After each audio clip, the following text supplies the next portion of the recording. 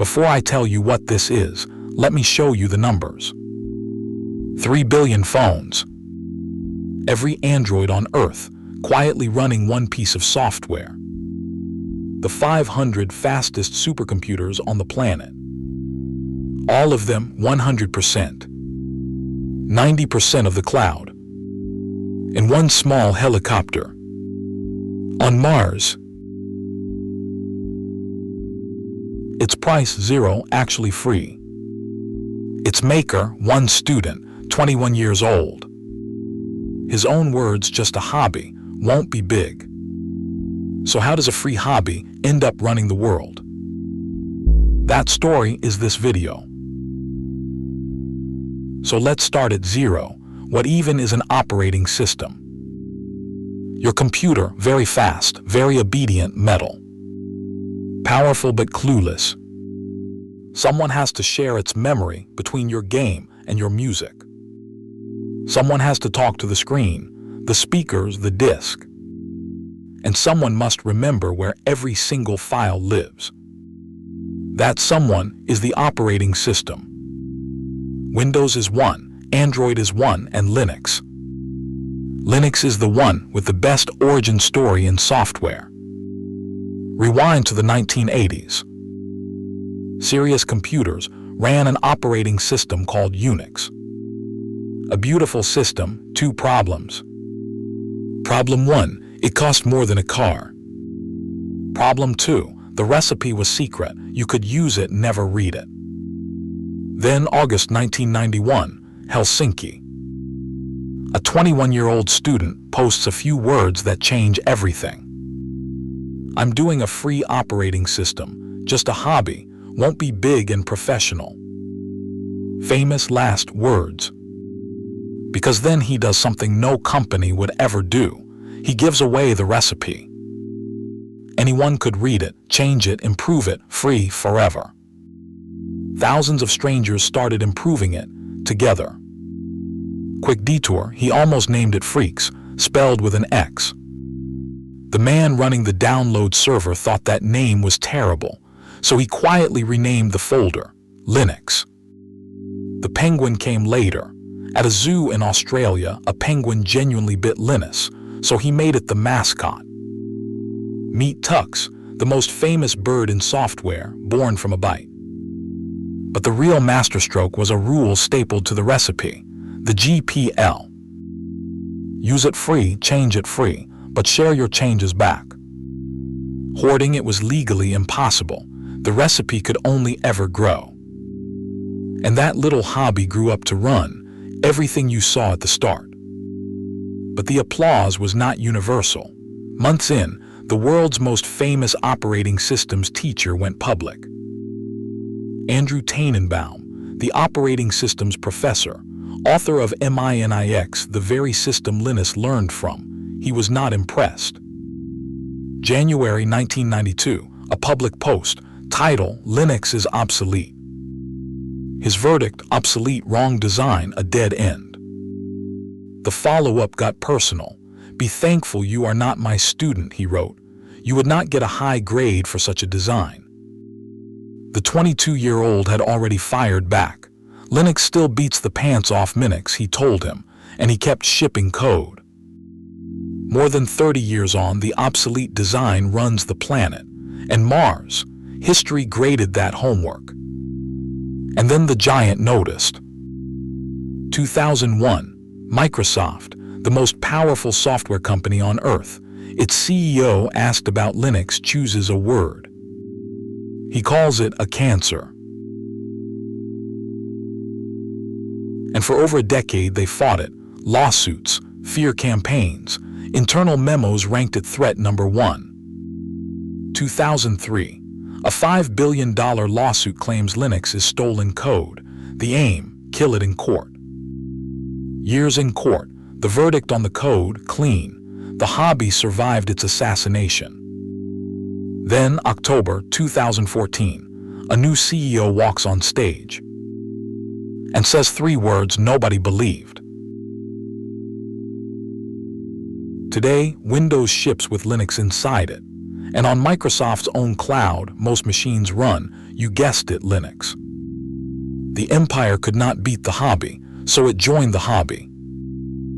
Which leaves the question you have been quietly asking. If Linux is free, who pays for it? Plot twist. Today, about 90% of Linux code is written by engineers on salary. Google pays, Intel pays, Samsung pays, even Microsoft pays. Why? They all need the recipe, and improving it together is cheaper than cooking alone.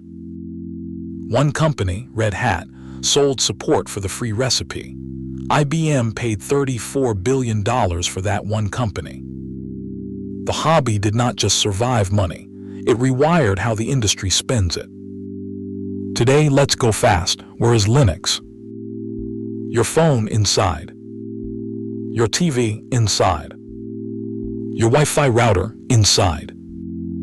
Nearly every website you open today, served by a Linux machine somewhere along the way.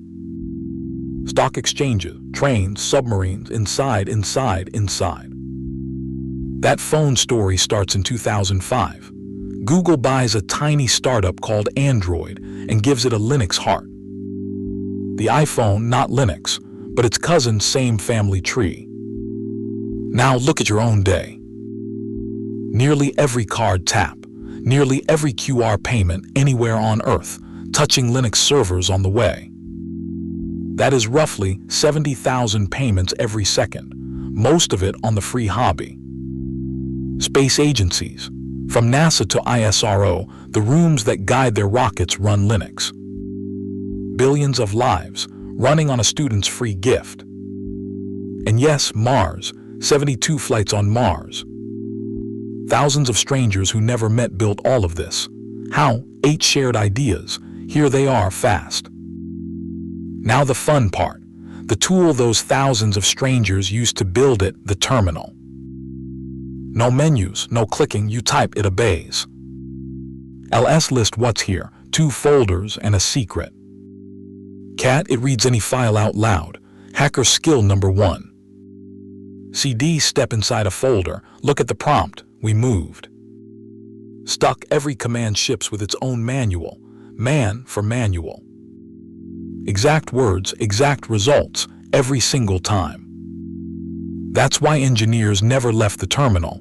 It's not old, it's precise. Where do all the files live? One tree. Everything grows from a single root, written /. Your room, the tools, the settings, every file gets one exact address. Nothing is ever lost. Next idea. Everything running on your machine right now is a process, and Linux lets you see them all. PS the X-ray, every running program, listed, numbered. Each one has a number, a name, even a parent. Programs have family trees. Music app frozen, find its number, kill it. No force quit dance, no restart surgical. And here's the idea that lets strangers snap their work together. The idea engineers fall in love with. Small tools, each does one job perfectly. A messy fruit list. Pipe it into sort, pipe into unique, clean. Pipe into count, 4. And this is not a toy, real world. 1,000 server log files, 1 broken payment hiding inside. 1 line, found. That is why every server room on Earth speaks this language. Snap tiny tools together and build anything. Lego for grown-ups. Now how do you install apps? Plot twist number 2. Linux had an app store before app stores were cool. 1 line, apt install. Any of 60,000 free programs.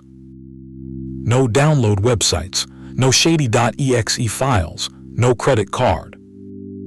The iPhone App Store arrived in 2008. Linux had this in 1998. 60,000 programs, 1 typed line away. Last idea, locks. In the old days, 1 computer served a whole university. Your diary sat next to your professor's files. So Linux gives every file 3 locks: read, write, run. RW for you, dashes for everyone else. Your diary stays yours. The whole world writing in your diary, never, and never is enforced. And sudo, the ask the principal key, big power, big responsibility. So here is your homework. You already own a Linux machine, 3 doors in. Quick note first, Linux comes in hundreds of flavors. Ubuntu, Mint, Arch, your Steam Deck runs one. Different outfits, same engine, you can't pick wrong. Door 1 on Windows, type this. One command and a full Linux lives inside Windows. Door 2, that old laptop in the cupboard. Ubuntu on a USB stick, 15 minutes. Door 3 is in your pocket, Termux, a real Linux terminal on your Android phone, tonight. Pick one door, type ls, that is it, you have begun. 8 ideas, that is the whole foundation. The invisible manager, the shared recipe, exact words, one tree. Processes, Lego pipes, packages, locks and keys. Everything else in Linux, these 8 ideas, wearing costumes. Just a hobby won't be big, it is on 2 planets.